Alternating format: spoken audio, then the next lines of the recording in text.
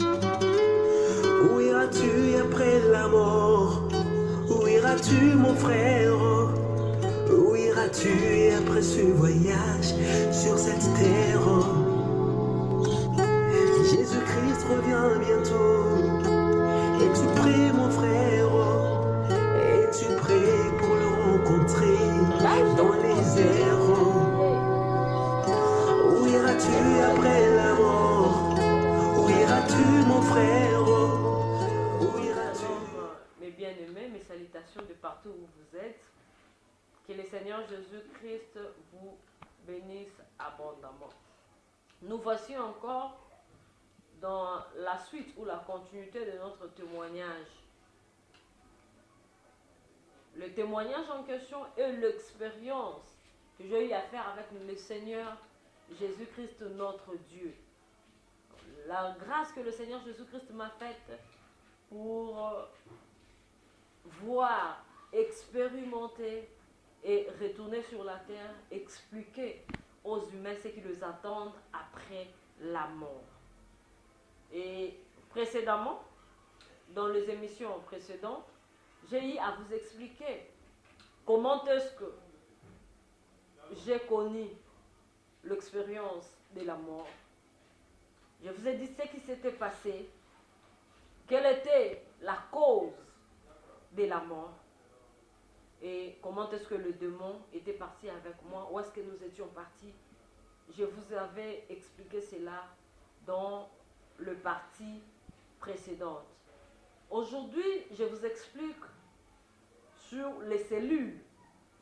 Parce qu'après la mort, les gens sont tourmentés dans des cellules. Et la première chose, ou la première cellule que j'avais vue, était la cellule de prostituée. Mes bien-aimés, étant sur la terre, notre pensée est limitée par rapport à la prostitution, par rapport à l'adultère. Et aujourd'hui, je vous dirais que j'ai appris d'autres choses là-bas. La première catégorie de gens qui étaient considérés comme des prostituées étaient ces. Lorsqu'ils étaient sur la terre, ces gens ont vécu ensemble dans la vie de couple. Mais ces gens n'ont jamais réalisé l'engagement de la dot, ou ces gens n'avaient jamais payé la dot. Mais bien aimé, tout ce que je vais énumérer comme péché, comme tourment que j'avais vu, étant sur la terre, si vous êtes mort avec ces péchés, et que vous n'avez pas eu le temps de vous repentir sincèrement, ou le temps de restituer, vous ne devez pas entrer dans le royaume de Dieu. Et ce qui était considéré comme étant les gens qui étaient les impudiques lorsqu'ils étaient sur la terre, étaient des gens qui ont vécu une vie dans des couples ensemble. Comme je venais de vous expliquer, ces gens n'ont pas payé la dot. Donc, l'homme avait engrossé la femme, ils se sont mis d'accord de vivre une vie de couple ensemble sans pour autant payer la dot. Ces gens-là, lorsqu'ils sont morts sans pour autant payer la dot, ces gens ne sont pas entrés dans le royaume de Dieu. Et ils étaient là, étant des impudiques. Ceux qui ont vécu dans la vie de l'impudicité lorsqu'ils étaient sur la terre. Les gens criaient, les gens pleuraient. Ces gens-là disaient, mais nous étions ensemble à deux. Je n'ai pas eu d'autres copains ou d'autres concubines à côté. Mais ce que les démons ont dit, ils ont dit quoi? Même si vous étiez ensemble, vous n'avez pas eu de concubinage à côté. Vous n'avez pas eu à obéir à la loi de la dot. Vous n'avez pas payé ça. Quand vous n'avez pas payé la dot, vous étiez des impudiques lorsque vous étiez sur la terre. Ces gens pleuraient. Ces gens criaient. C'était dur de connaître cela. Parce que je vous ai dit dans les émissions précédentes qu'il n'y a pas de justification là-bas. Et lorsqu'il y a un péché, les démons vous donnent le verset en appui. Et je vous ai dit dans les émissions précédentes que le diable a une connaissance de la parole de Dieu ainsi que ces démons. Ils ont la connaissance de la parole de Dieu. Et lorsqu'ils vous donnent le verset qui vous condamne, en tout cas, vous n'avez rien à dire. Vous n'avez rien à faire. Vous vous condamnez. La deuxième catégorie était de ceux, lorsqu'ils étaient sur la terre, ils se sont mariés, ils ont payé la dot. Après un certain temps, ils ne se sont pas entendus. Ils ont pris l'engagement de divorcer. Alors, lorsqu'ils étaient divorcés, étant sur la terre, ces gens se sont remariés au moment où le premier partenaire était encore vivant. Lorsque ces gens sont morts, ces gens n'ont pas pu se repentir de cela et restaurer leur première union ou rester comme ça. Parce que là, c'est que nous avons appris auprès de démons. Si vous divorcez et que votre premier partenaire n'est pas mort, vous ne devez pas vous remarier. Si vous n'acceptez pas de réparer avec le premier partenaire, vous devez rester comme ça jusqu'à ce que le premier partenaire va mourir. Si vous vous remariez, toute solution mondaine que vous avez eu à faire pour ne pas concevoir ou pour se donner la solution de ne pas concevoir, sachez-le, que c'est un péché. Vous ne devez pas le faire. Vous qui avez utilisé des préservatifs, repentez-vous. Vous qui avez utilisé des pilules, repentez-vous. Des implants, repentez-vous. Tout, j'ai dit tout, repentez-vous. Et il y avait aussi ceux qui avaient jeté la sémence de Dieu dehors au lieu de le placer à un endroit où le Seigneur Jésus-Christ veut que ça soit placé. Toutes ces personnes commettent les péchés. Mais bien aimés,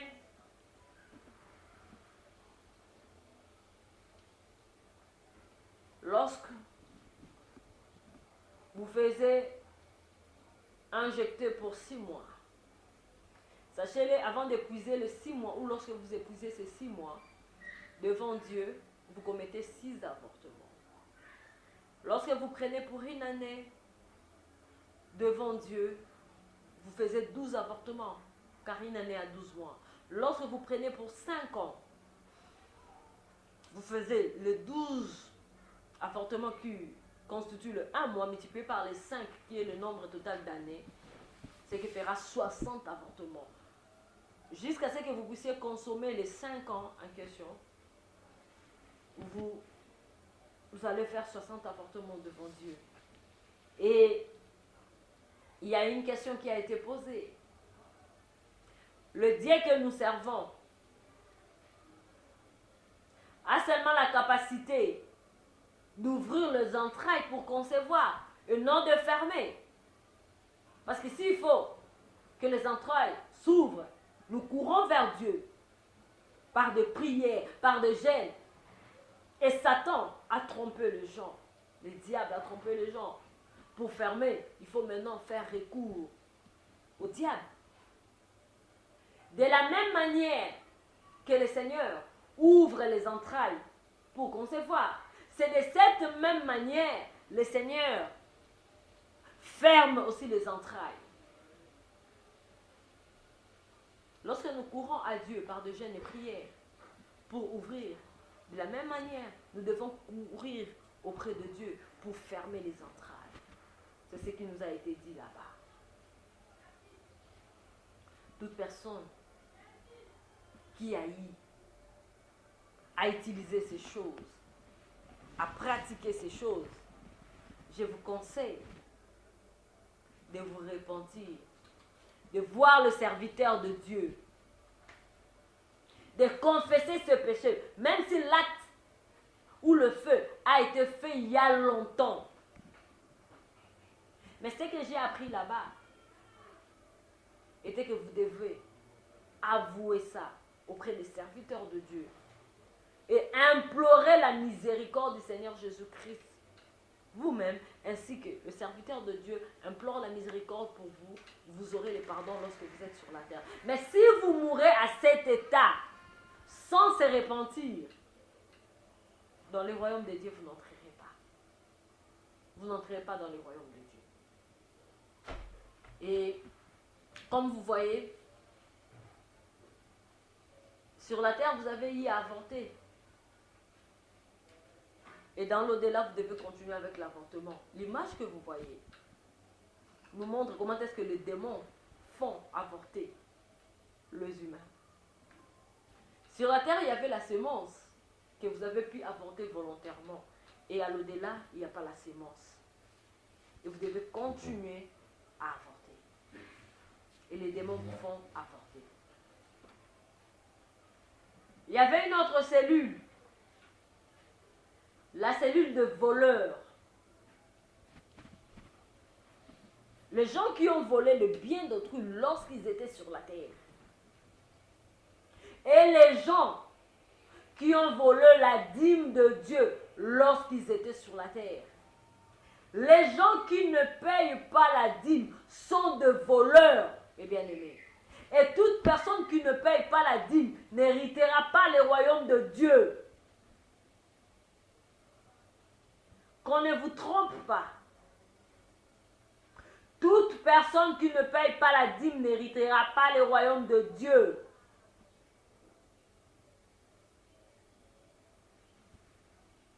Vous n'entrerez pas dans le royaume de Dieu si vous ne vous repentez pas lorsque vous êtes sur la terre et vous ne restituez pas. Si vous vous repentez lorsque vous êtes sur la terre, vous qui écoutez ces messages, si vous vous repentez sincèrement et vous restituez la dîme de Dieu, sachez que la voie du paradis sera libre pour vous. La dîme doit être payée. C'est ce que j'ai appris là-bas. Toute personne qui n'avait pas payé la dîme était condamnée, était de voleurs. Et on m'a dit, lorsque nous sommes sur la terre, nous reconnaissons que le voleur, ceux qui ont de dettes, n'ont pas accès au royaume de Dieu. Et toute personne qui ne paye pas la dîme a la dette de Dieu.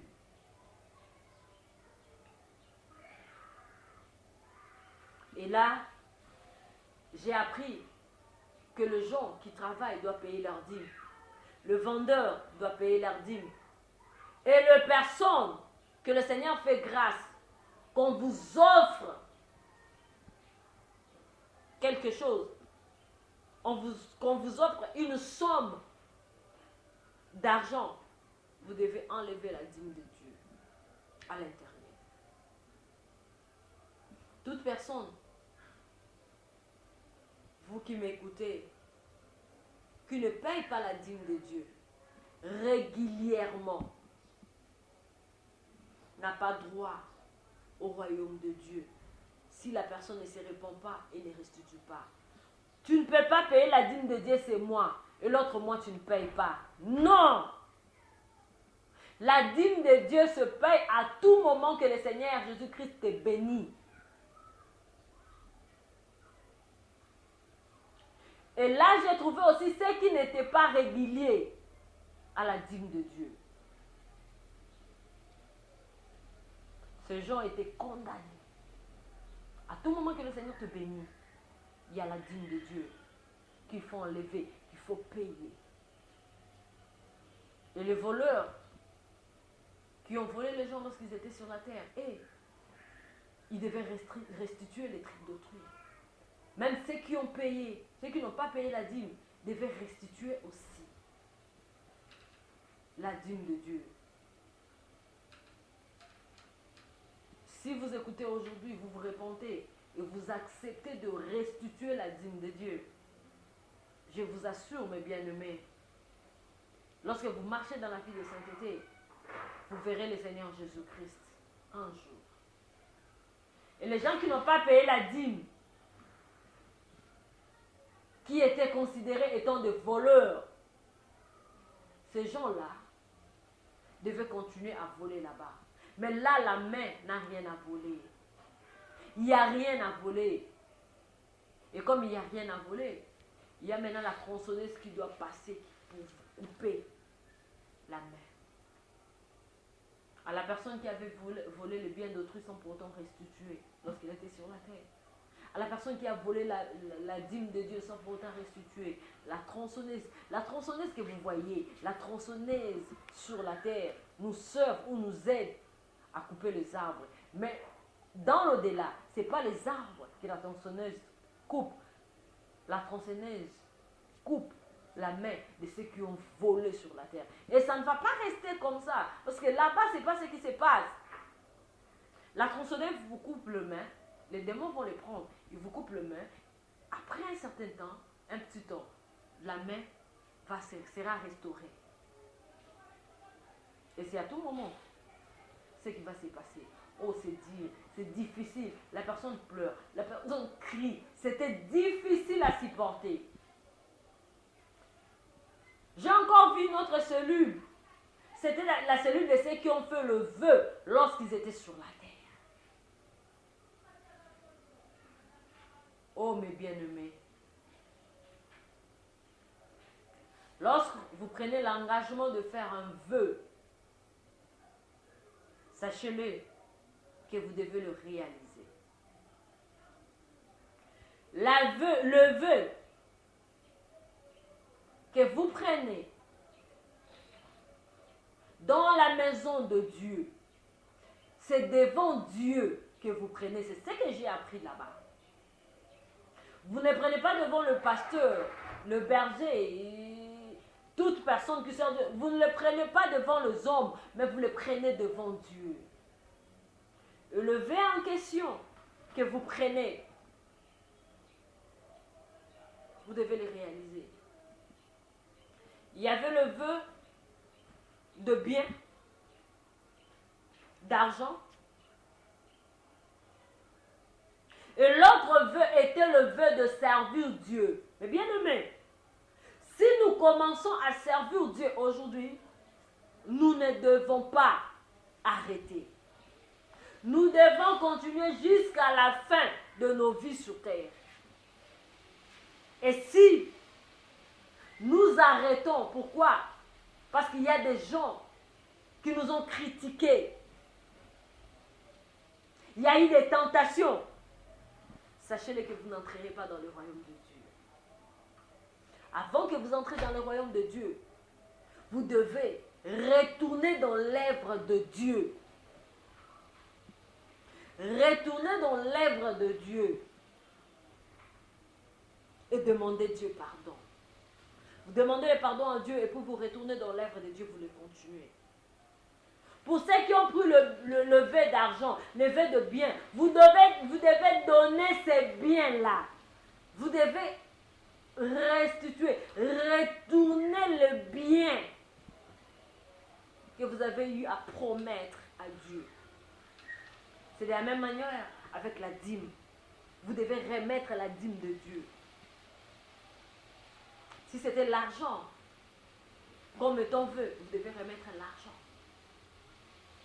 Mais pour ceux qui ont pris le vœu de servir Dieu, et ils ne remettent pas l'argent à Dieu, et ils demandent pardon à Dieu, ils retournent directement dans l'œuvre de Dieu. Pour ceux qui ont pris le vœu d'argent, de bien, et ils doivent demander pardon en retournant, en restituant ce qu'ils devaient donner à Dieu. Et ceux qui avaient pris le vœu, qui n'avaient pas réalisé, vous l'avez pris avec vos yeux, vos oreilles étaient témoins, votre bouche était témoin, vos mains étaient témoins, tout votre corps était témoin. L'image que vous voyez nous explique le tourment de ceux qui avaient pris l'engagement ou le vœu devant Dieu. Il y a des serpents avec épines qui vous entrent, qui vous trouent les yeux, qui vous entrent par la bouche, qui entrent par le nœud, qui percent les oreilles. Et ça fait mal. Ça fait très mal, je vous dis. Mais bien-aimés, repentons-nous avant qu'il soit trop tard. Si nous nous repentons et nous réparons lorsque nous sommes sur la terre, mes bien-aimés, l'accès au royaume de Dieu est possible pour nous autres. Je vis encore un autre tourment qui était le tourment de serviteurs de Dieu, les prédicateurs de la bonne nouvelle. Les gens qui ont prêché la bonne nouvelle lorsqu'ils étaient sur la terre. Ils étaient là beaucoup, en train de pleurer. Et ils demandaient quoi? Leur demande était de retourner sur la terre pour prêcher le bon message, le vrai message donné par le Seigneur Jésus-Christ. Tous ceux qui n'ont pas prêché la sainte doctrine de Dieu ne devraient pas entrer dans le royaume de Dieu. Les prédicateurs qui ont prêché le message, qui faisaient la joie de leur cœur, ne devaient pas entrer dans le royaume de Dieu. Pourquoi? Parce qu'ils devaient prêcher le message, le vrai message donné par le Seigneur Jésus-Christ. Les prédicateurs étaient là, dans le feu. Ils étaient là, tourmentés par le démon. Et je vous dis, il y a quelque chose que j'avais vu. La manière dont le démon s'est moqué des prédicateurs. Non. Les démons, il s'est moqué des gens, oui. Il s'est moqué de tout le monde. Mais à ceux qui étaient appelés serviteurs de Dieu lorsqu'ils étaient sur la terre, précisément ceux qui étaient prédicateurs de la bonne nouvelle du Seigneur Jésus-Christ. Non.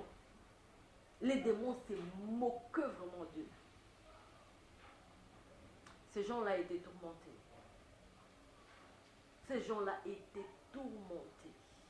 Ils étaient vraiment tourmentés. Pleuraient, criaient.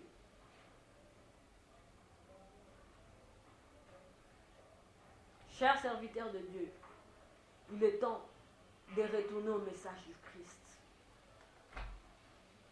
De prêcher la sainte doctrine, le message de notre Seigneur Jésus-Christ. Si vous ne faisiez pas cela, dans l'au-delà, il y avait toute catégorie de personnes. Et les démons tourmentaient toute personne qui était là. Les démons n'avaient pas peur des titres honorifiques que les serviteurs se donnent lorsqu'ils sont sur la terre. C'était difficile à supporter, vraiment difficile. Difficile à supporter. Et ces gens-là étaient tourmentés. Ils étaient vraiment tourmentés.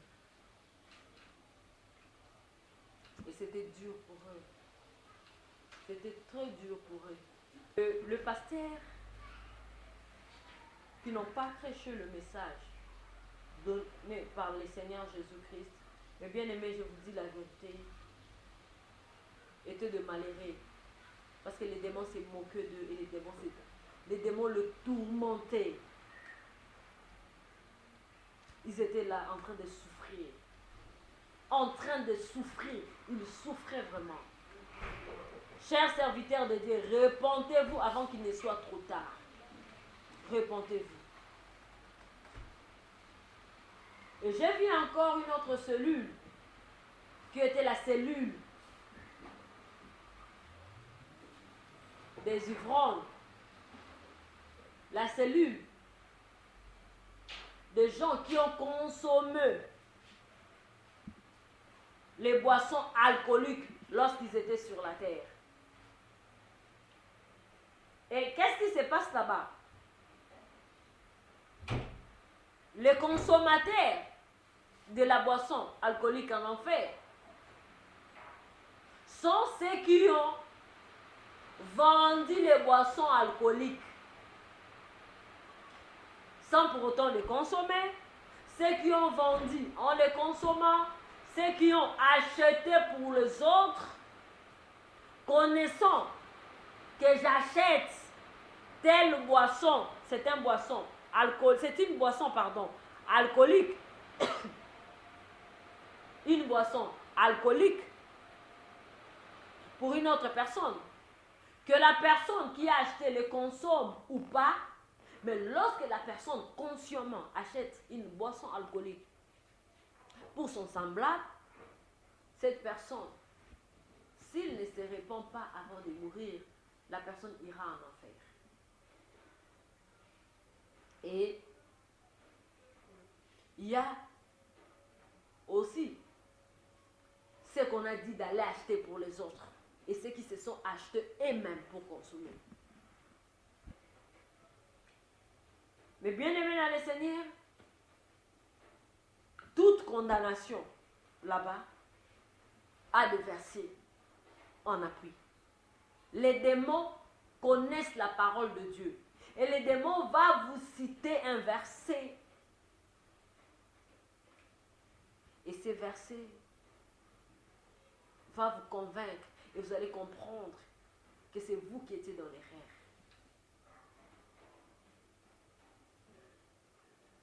Les personnes qui ont vendu des boissons alcooliques peuvent se défendre sur la terre. Mais après la mort, si vous ne vous repentez pas de cela, sachez-le que vous irez en enfer.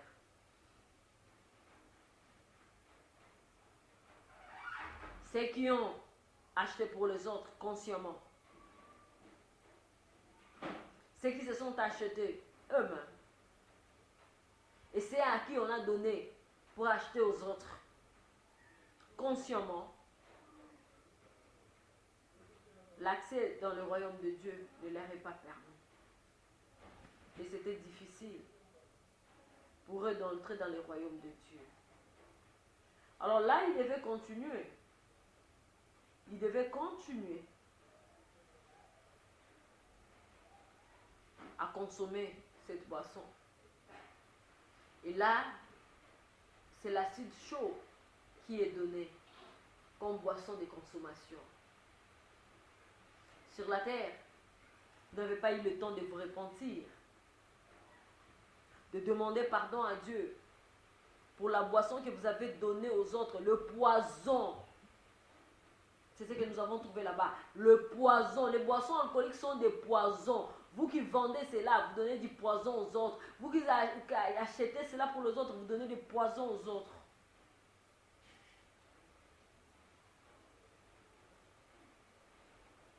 Mais bien aimés, faisons attention. Toute personne qui ne s'est pas repentie avant de mourir, l'accès dans le royaume de Dieu n'est pas permis. L'accès dans le royaume de Dieu n'est pas permis. Et si vous mourrez, les démons vont vous servir l'acide chaud comme étant boisson. Je vis encore les gens qui se sont tatoués lorsqu'ils étaient sur la terre. Les tatouages que vous mettez. Mais bien aimés, ceux qui vous mettent cela. Et vous-même qui acceptez de le mettre dans le corps, vous êtes condamné. Si vous ne vous repentez pas avant de mourir. Quel type de tatouage que je vis là-bas? Vous verrez, il y a des bonbons ou des bazookas dans laquelle il y a des images ou des graphiques à l'intérieur que nos enfants ou nous-mêmes, lorsque nous étions petits ou lorsque nous avons grandi, nous avons eu le temps après de manger les bazookas ou les bonbons, nous plaçons les graphiques ou les images sur le corps. Ce sont des tatouages. Ces choses peuvent être enlevées lorsque nous lavons le corps ou nous nettoyons notre corps. Mais l'esprit qui accompagne ces tatouages n'est pas enlevé. C'est ce que j'ai appris là-bas. Qu'est-ce que j'ai appris encore là-bas comme tatouage? Lorsque nous étions enfants ou à un certain âge, nous avons pris le stylo, le crayon, quelle que soit la chose que nous avons utilisée ou le marqueur. Nous avons écrit nos noms sur le corps, quel que soit l'endroit où tu avais écrit ton nom. Un nom quelconque. Une image que vous avez eu à faire dans votre corps, c'était un tatouage.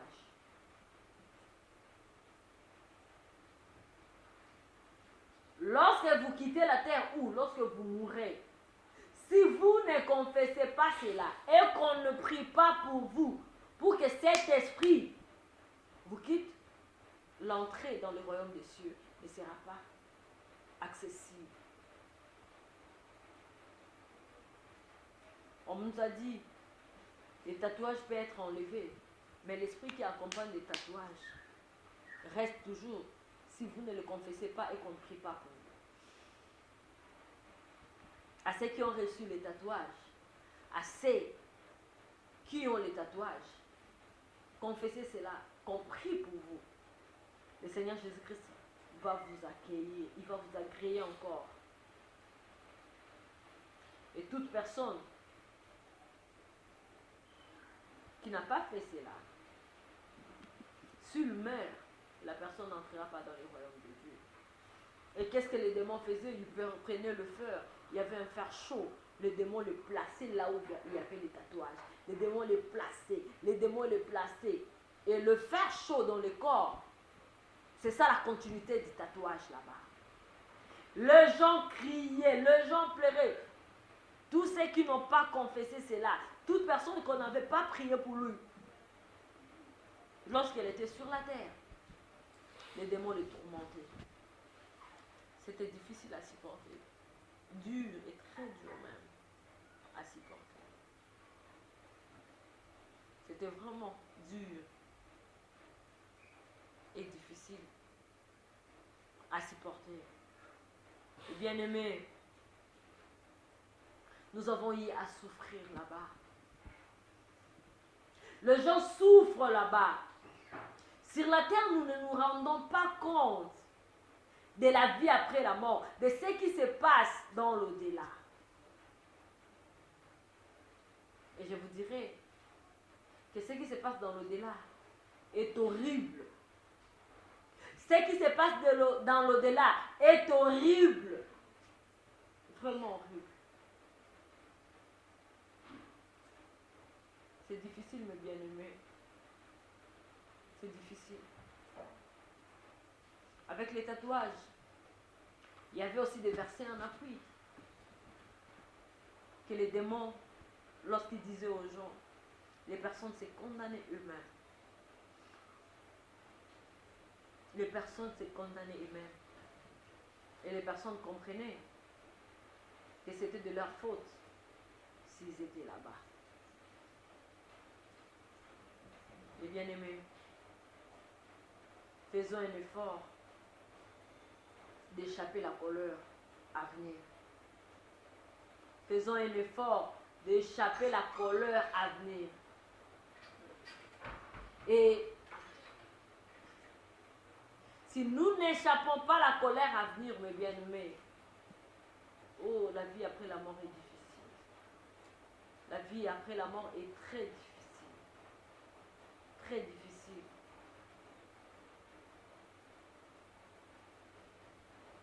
Il y avait encore une autre cellule. C'était la cellule de gens qui se sont dépigmentés lorsqu'ils étaient sur la terre. Ceux qui se sont dépigmentés lorsqu'ils étaient sur la terre, mes bien-aimés.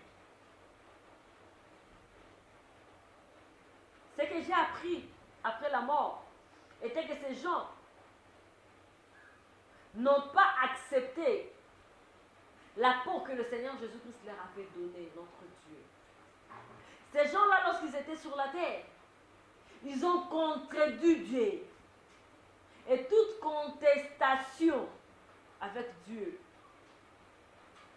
l'entrée dans le royaume de Dieu n'est pas accessible. Et bien aimé, lorsque nous étions là-bas, les démons aussi étaient en train de dépigmenter les gens. Qu'est-ce qu'ils faisaient? L'image que vous voyez nous montre comment est-ce que les gens sont dépigmentés là-bas. Pourquoi? Parce que je vous ai dit, les démons nous ont dit ceci, c'est que j'ai appris là-bas, que tout ce que nous faisons sur la terre comme étant péché est une sémence. Et lorsque la personne meurt sans se repentir, sans la repentance, la personne doit continuer cette vie dans l'au-delà. Et la continuité de cette vie dans l'au-delà, la personne n'est pas libre de faire ce qu'elle veut. Mais là, la personne est contrôlée par les démons. La personne est forcée par les démons. La personne est tourmentée par les démons. C'est qu'un homme aura semé, il le moissonnera. C'est ça la moisson. Et là, les démons devaient faire quoi? Vous savez, lorsqu'on tue des chèvres, il faut leur enlever la peau. Lorsqu'on tue le porc, on les enlève aussi la peau. Mais là, les démons n'enlèvent pas la peau de chèvre, n'enlèvent pas la peau de porc. Mais là, le démon enlève la peau de ceux qui ont refusé ce que le Seigneur leur avait donné lorsqu'ils étaient sur la terre.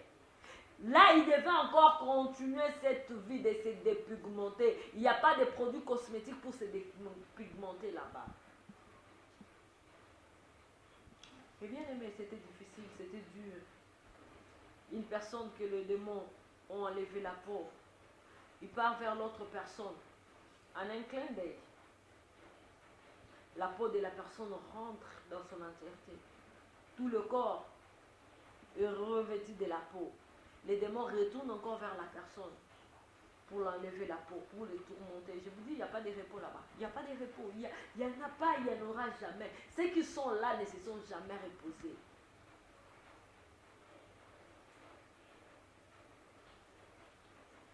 C'était difficile. C'était dur de voir cela. C'était dur de supporter cela. C'était difficile, très difficile même. Et bien aimé, faisons attention.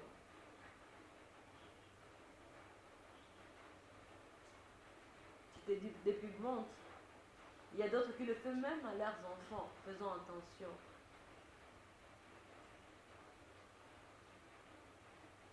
Il y a l'autre cellule que j'avais vue. C'est la cellule de ceux, lorsqu'ils étaient sur la terre, ces gens-là dansaient de musique profane. Et là, ils devaient continuer la danse. Et cette danse était avec les démons. Cette danse était avec les démons. Et la manière dont le démon dansait, c'était brutal. Il leur perçait les ongles. Lorsqu'il dansait avec eux, il les arrachait la tête. Il les déchirait par les ongles. La personne criait. La personne pleurait. Et là, il n'y a rien à faire. Si ce n'est que continuer cette danse. Les gens avaient mal. Les gens souffraient. Et leur souffrance ne disait rien aux démons. Leur souffrance ne disait rien aux démons. Et ils devaient souffrir. Il devait souffrir. C'était difficile. Cette vie. Vraiment difficile. Et bien aimé, tout ce que je lui ai vivre là-bas, je continue de vous dire, c'est horrible. C'est horrible. Vraiment horrible. C'était horrible, très horrible même, difficile à supporter. Mais bien aimé, vous qui dansez pour le monde aujourd'hui, si vous ne vous repentez pas et vous n'abandonnez pas cela, sache-le que dans l'au-delà, votre sort est pénible. Abandonnez le danse profane. Le danse mondain, abandonnez cela. Abandonnez cela. Que le Seigneur Jésus-Christ vous bénisse abondamment. N'oubliez pas de vous abonner sur notre chaîne Sainteté à l'Éternel. Pour que lorsque, à tout moment, nous envoyons des vidéos, que vous soyez parmi ceux qui vont les suivre et les recevoir. Aujourd'hui, par la grâce du Seigneur Jésus-Christ, nous nous limitons ici. Si le Seigneur nous fait grâce, nous allons continuer toujours dans la mort d'un païen. Et qui étaient ces païens? La personne qui venait à l'église. La personne qui servait Dieu, comme je vous ai dit dans les émissions précédentes. Mais après la mort, la personne s'est trouvée en enfer. Pour quelle raison? Je suis en train de vous énumérer les choses qui nous ont conduits en enfer. Que le Seigneur Jésus-Christ vous bénisse abondamment. Shalom, shalom, peuple de Dieu. Shalom, shalom, serviteurs et servantes. Nous vous saluons dans les noms précieux et glorieux de notre Seigneur et Sauveur Jésus-Christ de Nazareth. Peuple de Dieu, par la grâce du Seigneur, nous sommes là juste pour vous exhorter par rapport au témoignage et au message que le Seigneur nous a envoyé à travers sa servante. Et je crois que il est important que nous qui avons reçu la grâce d'enseigner la parole de Dieu, de venir intervenir encore pour la bonne compréhension des choses mentionnées ou citées dans les témoignages. Nous allons d'abord lire la Bible dans le livre de Deutéronome chapitre 29, le verset 29. Les Saintes Écritures nous disent ceci. Les choses cachées sont à l'Éternel, notre Dieu. Les choses révélées sont à nous et à nos enfants, à perpétuité, afin que nous mettions en pratique toutes les paroles de cette loi. La parole du Seigneur. Ici, le Seigneur nous dit que les choses cachées sont à lui. Les choses révélées sont à nous. Et là, nous comprenons qu'à travers ces messages, il y a beaucoup de choses qui ont été cachées, que le Seigneur, par sa grâce, il nous a révélées à travers les témoignages que la servante de Dieu est en train de donner. J'avais voulu expliquer ou aider à tous ceux qui nous suivent partout dans le monde à comprendre que ce témoignage est vrai. Et c'est basé dans la parole de Dieu. Il n'y a rien de ce qu'elle dit qui est en dehors de la Bible. Tout ce qu'elle est en train de faire mention ou de citer dans son témoignage se trouve aussi dans la Bible. Nous allons d'abord parler de quelques cellules qu'il a dû faire mention, en commençant par la cellule des prostituées, la cellule des adultères. Et elle a dit, toutes les adultères sont des personnes qui ont des rapports sexuels avant le mariage, tous ceux qui sont dans les concubinages, voire plus loin, même ceux qui s'habillent mal, qui portent des habits sexy, qui portent des pantalons, qui portent des jipettes, qui portent des culottes, toutes ces femmes qui exhibent leur corps, qui amènent les hommes à les convoiter, sont dans la catégorie des adultères ou des impudiques. À ce qui concerne les pantalons, d'ailleurs, c'est là où il y a beaucoup de débats. Les gens disent que non, comment un pantalon peut-il amener quelqu'un en enfer? Mais cependant, que la Bible qui est la parole de Dieu, lorsque nous la lisons dans le livre de Deutéronome chapitre 22, le verset 5, la Bible dit ceci. Une femme ne portera point un habillement d'homme, et un homme ne mettra point de vêtements de femme, car quiconque fait ces choses est en abomination à l'Éternel ton Dieu. Chaque femme qui porte un habit d'un homme, ou tout homme qui porte un habit d'une femme, ce dernier a péché contre Dieu. La Bible dit, quiconque fait cela est en abomination. Ce qui vient dire que toutes les femmes qui s'habillent en mode sexy, qui d'une façon séduisante, s'il mourait, même si cette dernière était mariée, la Bible est claire avec nous lorsque nous la lisons dans les livres de Matthieu chapitre 5, les versets 27 à 28, le Seigneur dit ceci. Vous avez appris qu'il a été dit, tu ne commettras point d'adultère. Mais moi je vous dis que quiconque regarde une femme pour la convoiter a déjà commis un adultère avec elle dans son cœur. Quiconque regarde une femme et la convoite a déjà commis l'adultère avec elle dans son cœur. C'est pourquoi si vous mourrez sans vous repentir, vous irez tout droit en enfer dans la cellule des impudiques et des adultères. Nous allons plus loin pour expliquer pour ceux qui se sont mariés et qui ont divorcé. D'après la pensée de la Bible ou d'après Dieu, la personne mariée, c'est celui-là dont on a doté. Si vous avez été doté, c'est-à-dire un homme a payé la dot dans votre famille, sachez très bien que vous avez été marié à cet homme-là. Tout homme qui a doté dans la famille d'une femme, c'est-à-dire devant le Seigneur, ils sont déjà mariés. Et s'il arrivait que ces deux arrivent à se séparer parce qu'ils ne se sont pas convenus, parce qu'il y a eu une mésentente, parce que plus loin même si l'homme arrivait à tricher ou la femme arrivait à déconner, ça n'a jamais été la raison de divorce d'après Dieu. Mais s'ils prennent la résolution de se séparer, la Bible dit que ces derniers doivent rester sans se marier jusqu'au jour où les partenaires, un des deux mourra. Nous allons lire la Bible pour confirmer cela dans le livre des Romains chapitre 7, les versets 2 à 3. Il est écrit, ainsi une femme mariée est liée par la loi à son mari tant qu'il est vivant.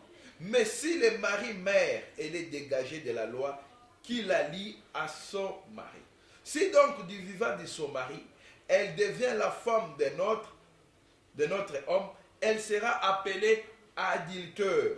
Mais si le mari meurt, elle est affranchie de la loi, de sorte qu'elle n'est plus adultère en devenant la femme d'un autre. La parole du Seigneur. Lorsqu'on est marié, on est déjà lié. Et la seule chose qui peut séparer les deux, c'est la mort. Mais si vous prenez la résolution de vous séparer, vous devez rester comme ça sans se marier. C'est ce que la Bible dit. Elle a parlé de la cellule de dîmes.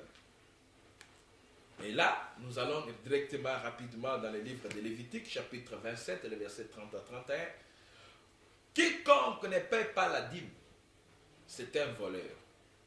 Et quiconque mourra sans pour autant réparer avec Dieu à ce qui concerne la dîme, il n'entrera pas dans les royaumes des cieux. Je sais qu'il y a beaucoup de polémiques à ce sujet, mais nous venons tout simplement pour affirmer ce que Dieu a dit, même à travers sa parole. Nous lisons la Bible dans le livre de Lévitique, chapitre 27, le verset 30 à 31. Il est écrit, toute dîme de la terre, soit des récoltes de la terre, soit du fruit des arbres, appartient à l'Éternel.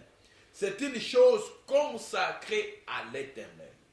Si quelqu'un veut racheter quelque chose de sa dîme, il y ajoutera 1/5. La dîme, c'est une chose consacrée à l'Éternel. C'est-à-dire, nous n'avons pas le droit de manger la dîme. Toute personne, que vous soyez fidèle, que vous soyez pasteur, que vous soyez archibishop, nous avons tous les droits de payer la dîme. C'est pourquoi le Seigneur pouvait même dire, lorsque nous lisons dans Malachie chapitre 3, les versets 8 à 10, la Bible dit, Un homme trompait-il Dieu? Car vous me trompez et vous dites, en quoi t'avons-nous trompé? Dans les dîmes et les offrandes. Vous êtes frappés par la malédiction et vous me trompez la nation tout entière. Apportez à la maison du trésor toutes les dîmes, afin qu'il y ait de la nourriture dans la maison. Mettez-moi de la sorte à l'épreuve, dit l'Éternel des armées, et vous verrez si je n'ouvrirai pas pour vous les écluses des cieux et si je ne répandrai pas sur vous la bénédiction en abondance. La dîme doit être payée. Celui qui ne paye pas la dîme, il est sous la malédiction. Et plus loin, la dîme doit se payer chez un pasteur qui prêche la sanctification, qui est dans la sainte doctrine. La dîme ne se paye pas chez une femme. La dîme ne se paye pas chez un pasteur prostitué, chez un pasteur divorcé, chez un pasteur qui enseigne, qui est dans la prospérité, un pasteur qui n'enseigne pas la vérité. C'est tout ce qui est à faire à ce qui concerne la dîme. Vous devez réparer avec Dieu à ce qui concerne la dîme. Nous allons plus loin à ce qui concerne le vœu. À ce qui concerne le vœu, la Bible est claire. Lorsque nous lisons Ecclésiaste chapitre 5, Ecclésiaste chapitre 5, le verset 3. Ecclésiaste chapitre 5, le verset 3, la Bible dit, lorsque tu as fait un vœu à Dieu, ne tarde pas à l'accomplir, car il n'aime pas les insensés. Accomplis le vœu que tu as fait. 4. Mieux vaut pour toi de ne point faire de vœu que d'en faire un et de ne pas l'accomplir. Ecclésiaste chapitre 3, le verset 5 à 4. Toute personne qui n'accomplit pas le vœu, il meurt sans pour autant se repentir. Il n'entrera pas dans le royaume des cieux. Et à ce qui concerne la cellule des pasteurs, nous connaissons bien que la Bible est claire, que nous sommes appelés à dire la vérité, parce que l'Église est fondée sur les enseignements des prophètes et des apôtres. Et les prophètes et les apôtres, qu'est-ce qu'ils ont enseigné? Ils ont parlé de la saine doctrine. C'est pourquoi la Bible déclare dans le livre de 2 Timothée chapitre 4, le verset 2 à 3, il est écrit, prêche la parole, incite en toute occasion favorable au nom, reprend sans cire, exhorte avec toute douceur et en instruisant. Car il viendra un temps où les hommes ne supporteront pas la saine doctrine, mais ayant la démangeaison d'entendre des choses agréables, ils se donneront une foule de docteurs, seront leurs propres désirs. La saine doctrine est la saine doctrine du Seigneur Jésus-Christ de Nazareth. Et si vous êtes dans une église où on ne prêche pas la saine doctrine, tout pasteur, tout homme de Dieu appelé par Dieu qui n'enseigne pas la saine doctrine ne verra pas Jésus-Christ au paradis. C'est-à-dire, il sera disqualifié parce que lorsque vous êtes appelé dans le ministère, vous devez enseigner la saine doctrine. La saine doctrine, c'est l'ensemble des enseignements purs. C'est dans la saine doctrine où on enseigne la repentance, la sanctification et la sainteté intérieure et extérieure. Il a parlé de plusieurs donc, cellules de l'enfer. Mais en un mot, ce que nous pouvons retenir est que chaque cellule est attachée avec des versets bibliques. Mais ce que nous devons faire, étant enfants de Dieu, c'est de chercher Dieu dans la sanctification. Nous avons besoin de chercher Dieu dans la sanctification. C'est pourquoi la Bible dit, sans la sanctification, personne ne verra le Seigneur. Et le Seigneur va plus loin dans le livre d'Apocalypse, chapitre 22.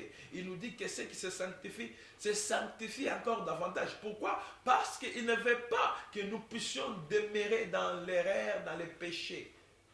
Mais il veut que nous puissions aller du progrès en cherchant la vie de sanctification. C'est par elle que nous verrons Dieu au paradis. Nous sommes venus juste pour vous aider à comprendre que ce qui nous est dit ou ce que la sœur est en train de dire dans les témoignages est vrai. Mais si vous êtes touché par rapport à ces témoignages et vous voulez recevoir Jésus-Christ comme Seigneur, vous êtes donc la bienvenue. C'est la raison pour laquelle le Seigneur a permis que ces messages soient sur l'Internet pour vous aider, vous qui nous suivez, en Europe, en Asie, en Océanie, partout où vous vous trouvez, en Afrique, que ce soit même au Congo, dans certaines provinces, vous nous avez suivis à travers cette vidéo, vous voulez donner votre vie au Seigneur Jésus-Christ, vous êtes donc la bienvenue. Vous devez juste reprendre la prière après moi. Nous pouvons tous prier, reprenez la prière après moi. Seigneur Jésus, je sais que je suis un pécheur car je suis né dans le péché. Aujourd'hui, j'ai entendu ta parole. Je suis venu auprès de toi pour me repentir de tous les péchés que j'ai commis. Seigneur Jésus-Christ, pardonne-moi de tous les péchés. Laisse que ton sang qui a coulé à Golgotha sanctifie mon corps, mon âme et mon esprit. Aujourd'hui, je te reçois comme étant mon Seigneur et mon Sauveur. Seigneur Jésus-Christ, aide-moi à marcher avec toi dans la sanctification jusqu'au dernier jour de ma vie. J'ai béni ton nom pour la grâce que tu m'as accordée aujourd'hui, de me repentir sincèrement et d'intégrer, de faire part de ce que ta parole dit pour tous ceux qui t'ont reçu, pour tous ceux qui croient à ton nom. Tu les as donné le pouvoir de devenir enfants de Dieu. Merci Seigneur pour la grâce que tu m'as accordée dans le nom de Jésus. Et là, je vais prier pour vous. Seigneur, merci pour la grâce que tu nous as encore accordée.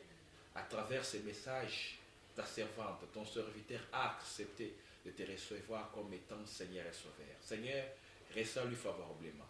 Non seulement lui, et sa famille aussi également. Père, nous prions que tu lui accordes encore la grâce de demeurer dans la vérité, de pratiquer la vérité et de marcher avec toi jusqu'au bout de sa vie. Merci pour cette opportunité que tu lui as accordée. Que la gloire et l'honneur te reviennent à toi qui règnes pour les siècles des siècles. Dans le nom de Jésus-Christ de Nazareth, t'avons ainsi prié. Amen. Que le Seigneur vous bénisse. Ne manquez pas de vous abonner sur notre chaîne Sainteté à l'Éternel. Et là, au bas de l'écran, il y a nos numéros. Si vous voulez nous contacter, vous êtes donc la bienvenue. Que le Seigneur Jésus-Christ vous bénisse. Merci beaucoup. Où iras-tu après la mort? Où iras-tu mon frère? Où iras-tu après ce voyage sur cette terre?